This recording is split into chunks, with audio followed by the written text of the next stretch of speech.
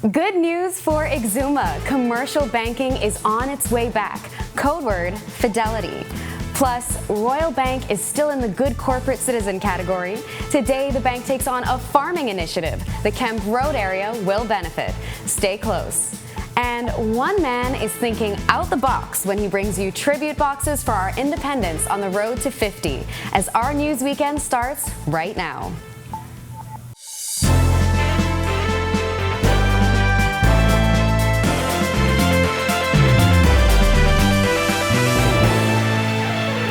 Welcome to Our News, and thanks for joining us. I'm Marlena Leonard. Topping news tonight, Family Islands could soon see commercial banks again, beginning in Exuma. The area member of Parliament and Investments Minister says the plan is for one commercial bank to alleviate the vexing issue soon. Berthany McDermott reports. I'm delighted to announce that Fidelity Bank is coming to Exuma in the next few months. Wow. Deputy Prime Minister and area member of Parliament Chester Cooper made the revelation as he contributed to the budget debate. This issue of banks in the Family Islands has been a vexing one for years as Family Islanders complain of having to travel to New Providence just to access their funds. As Cooper explains, Exuma is just the beginning. This will be an innovative model of banking, working alongside existing money service providers. And as I promised the residents in Long Island, they will get a similar solution once this pilot in Exuma is up and running. In the meantime, Cooper says Long Islanders will be serviced through the Exuma Fidelity branch.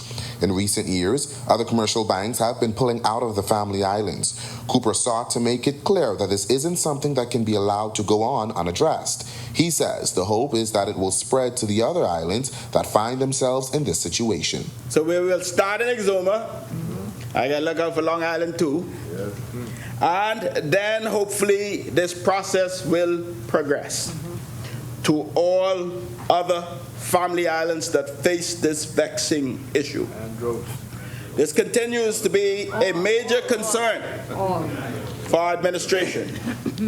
And we're endeavoring to work with financial service providers to ensure this vexing issue is resolved. All Bahamians on all islands deserve access to banking. Yes. And it's not something that we can simply let the market sort out. No. Reporting for Our News, I'm Berthany McDermott. Now, just like New Providence, Grand Bahama has been experiencing adverse weather conditions over the past week, causing several power outages.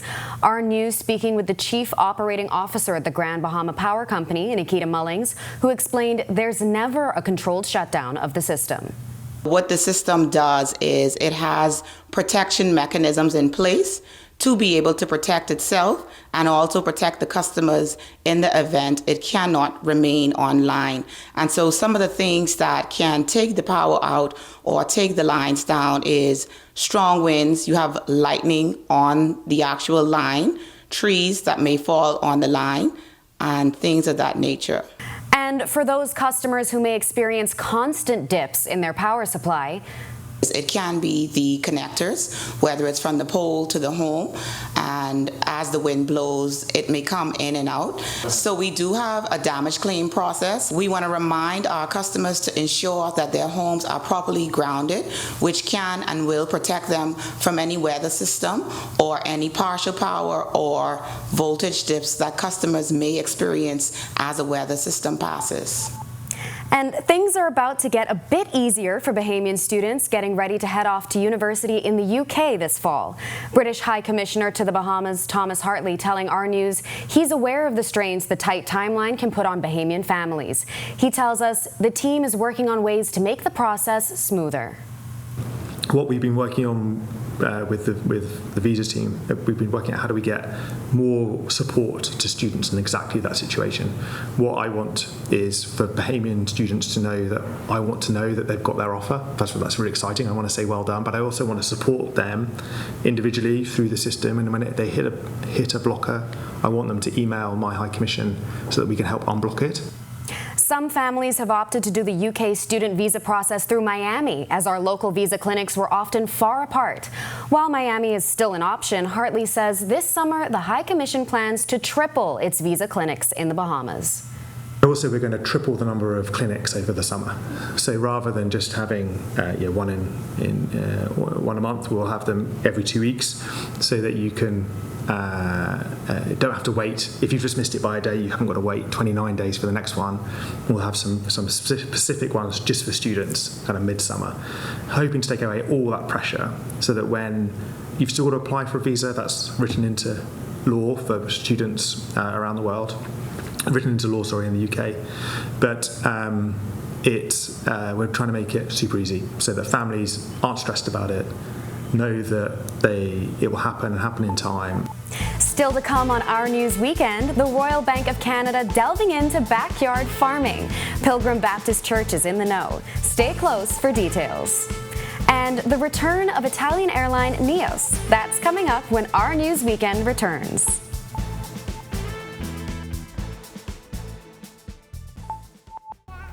Whether you're battling a chronic condition or offsetting a new injury, Doctors Hospital's comprehensive rehab services offer the help you need now. Go to doctors. 3 advanced facilities at Collins Avenue, Carmichael Road, in Cable Beach means your personalized plan for care is just a visit away. From physiotherapy to occupational therapy and speech and language pathology, our team approach is all about rebuilding together. For a full list of services, visit doctorshosp.com/rehabilitation. Doctors Hospital, trusted and best care now. Isn't your health worth it?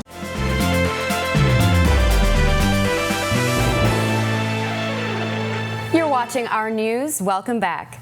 Backyard and community farming initiatives got a big boost this morning at Pilgrim Baptist Temple off Kemp Road as Royal Bank of Canada donated $50,000 to the Agricultural Development Organization. We've got more on their donation and how RBC volunteers also got their hands dirty in this report. So at RBC, we're always looking for opportunities to fulfill our purpose, which is to help our clients thrive, our communities prosper. And we've been quite aware of the fact that there are some key things on people's minds, such as food sustainment, healthy living. And so that $50,000 will contribute to a number of communities across New Providence and Exuma at the moment. And so the one that we're working on today should support about 150 households. And this community farming space off Kemp Road is particularly special for the executive chairman of the Agricultural Development Organization, Philip Smith, who grew up in the area. And having fed the poor for the last 15 years through Bahamas Feeding Network, you know that hunger is real. It's real. A lot of people don't really get to see it and touch it, and so they don't really appreciate that it exists. But it's real. And so having fed the poor for 15 years, I thought of this idea that if we could do something more sustainable. So our motto, the motto that we came up with is, rather than give a man a fish and feed him for a day, let's teach him to farm and feed he and his family for a lifetime. Their long-term goal for the location. What we're going to do is set up farmers market in the community farm so that the backyard farmer, when he has excess product, he can bring them to the farmers market. Also, the community farm could bring their excess product. So persons in the community will get product, but then there will probably be excess product that they can then sell to the public. But for now, Jabez Paul, who's with the Church Commercial Farming Group, tells us the first crops at the Pilgrim Baptist Temple Farm will likely be things like peppers or onions. We like to grow crops that are typically 80 to 90-day crops so that there's a turnover and that the community can see what they're growing, get some momentum, and keep it going. We would like as much people as possible to be involved with the farm. Our goal is to reach about 150 individuals. We're not sure yet what we will do, but we are sending out the beacon to everyone in the communities to come and be a part of the farm. Nias Airline made its return to Grand Bahama after a 4-year absence. General Manager of the Ministry of Tourism, Nuvolari Chodasing, says the flight brought 105 passengers from Milan, Italy. It represents a wonderful experience for Grand Bahama, turning around, putting the pieces of the puzzle back together. This flight was last time coming into Grand Bahama in 2019, of course, prior to Dorian, and then, of course, we had the pandemic. So to have the return of this flight out of Italy is absolutely wonderful. It will be coming here from today, every Thursday, once a week, through September 7th. He says he believes the passenger numbers will continue to grow during the summer months. We had a group of tour operators come in prior to the flight coming on board, and they were very happy with the product. we have here on island. The European market loves the soft adventures that Grand Bahama has to offer, and so we believe that this will continue to benefit Grand Bahama, and we will see the numbers continue to go up. And taking a quick look at some international news, armed police and other security forces could be seen outside the Wagner PMC Center in Russia's second city of St. Petersburg today as mercenary forces continued to control military buildings and installations in the southern Russian city of Rostov-on-Don.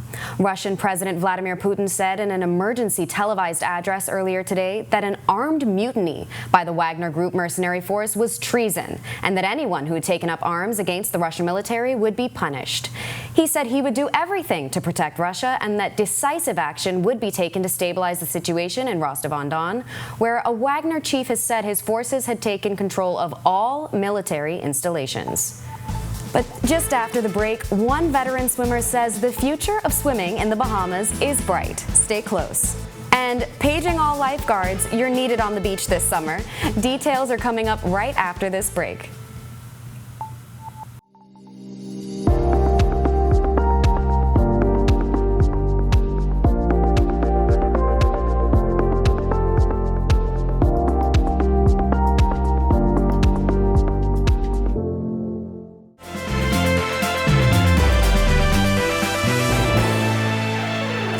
Atlantis and the Ocean Club are hosting the 21st annual Duke of Edinburgh Cup Bahamas semi-final charity golf tournament and the second student golf clinic this weekend.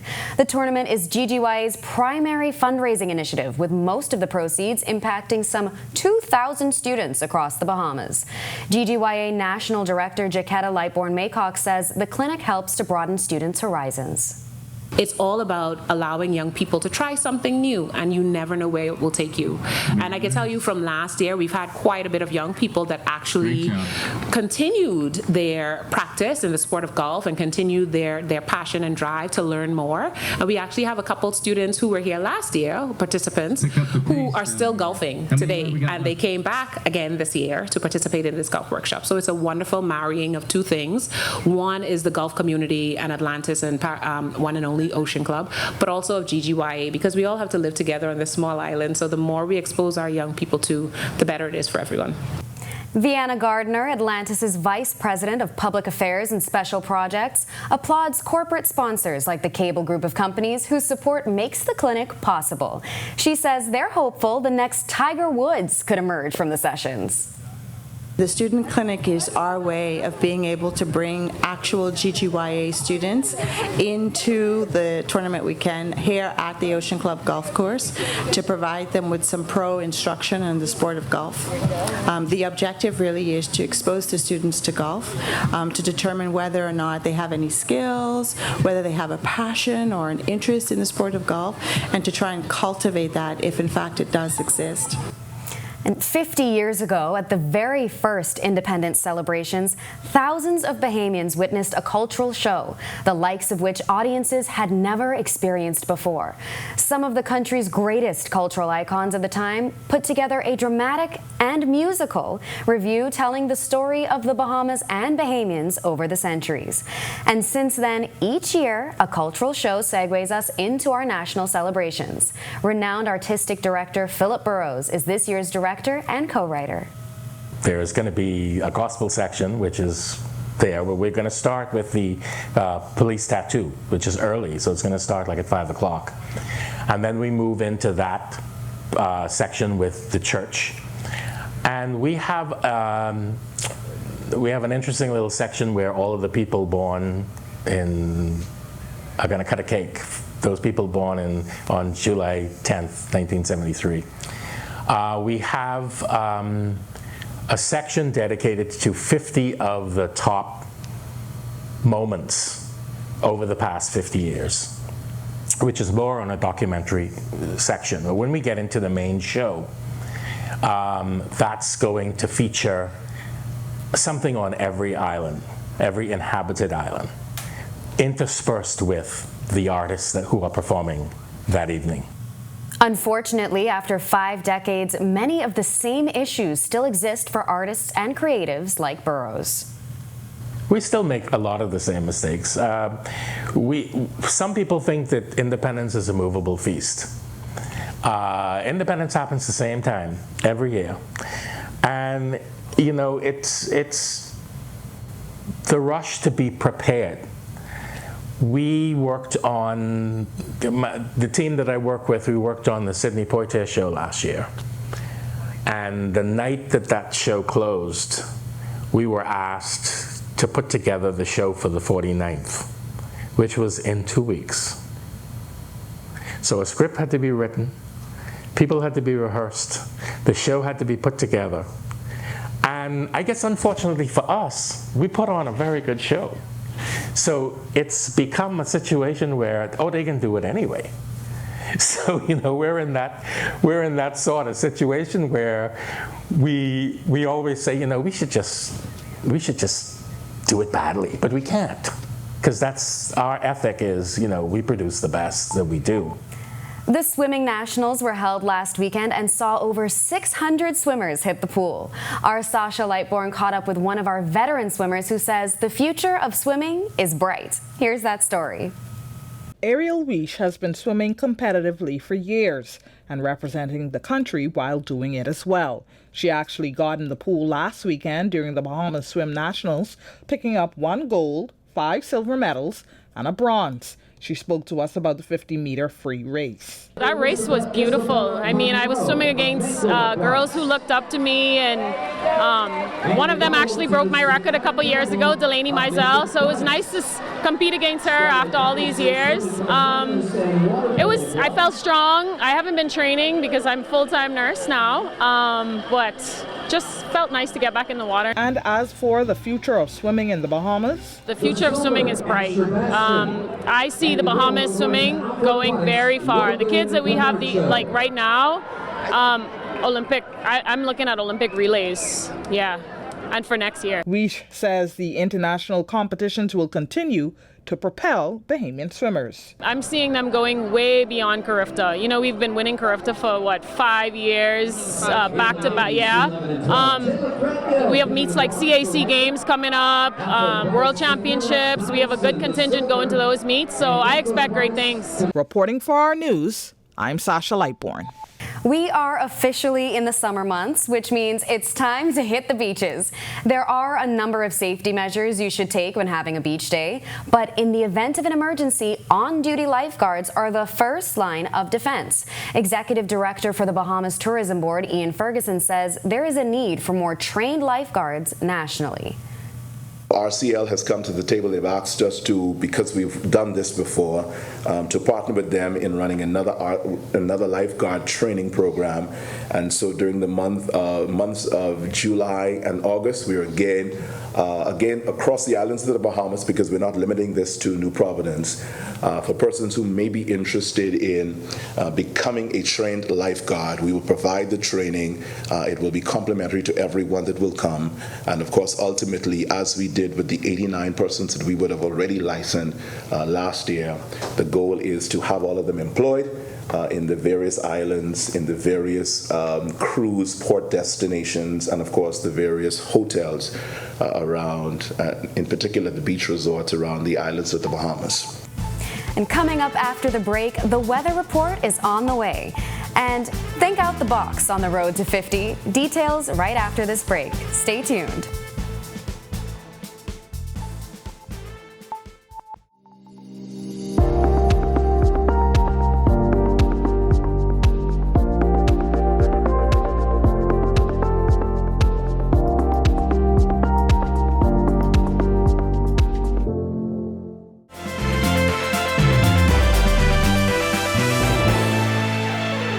Welcome back to Our News.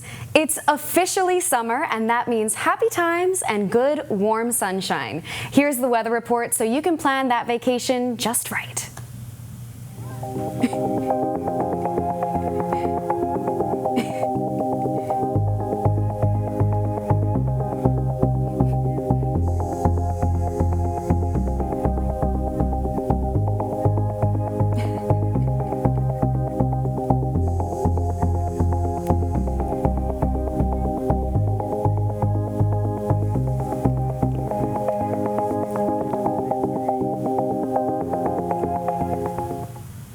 Well, if you enjoyed the light show downtown during the Christmas season, you may be pleased to know that its designer is back, this time with a different project focusing on independence with looks that aim to stand out from the rest. Joshua Williams has the story.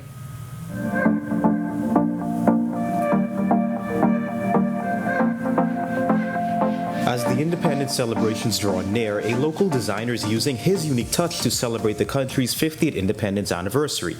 The man behind last Christmas's showcase downtown, Kazimu Ellis, is back and has a project heading into independence. After the Christmas boxes, I went straight immediately to, as they say, the think tank, and started to think of various stuff I could do for the 50th. Far too long it's just been buildings, so I decided to do something that you could put roadside, something that you don't have to get a ladder to install. Called tribute boxes, Ellis breaks down their makeup. Well, the first thing is the boxes. The boxes are the most difficult. I am not a carpenter, but of course, in this society, everything is basically price driven. The rigging points, all sturdy aluminum.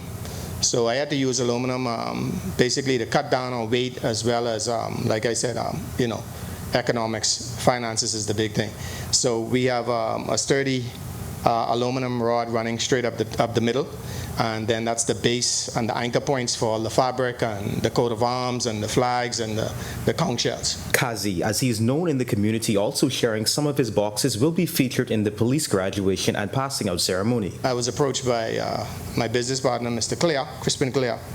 He's providing the bleachers for the passing out parade tonight in Roston Square. So he had an idea of what I was doing, and he said to me, "Hey, Kazi, I need to get a couple of those boxes for the passing out parade." Reporting for Our News, I'm Joshua Williams. Thank you for joining us for Our News Weekend. On behalf of the producer and the entire technical team, I'm Marlena Leonard. Enjoy your weekend.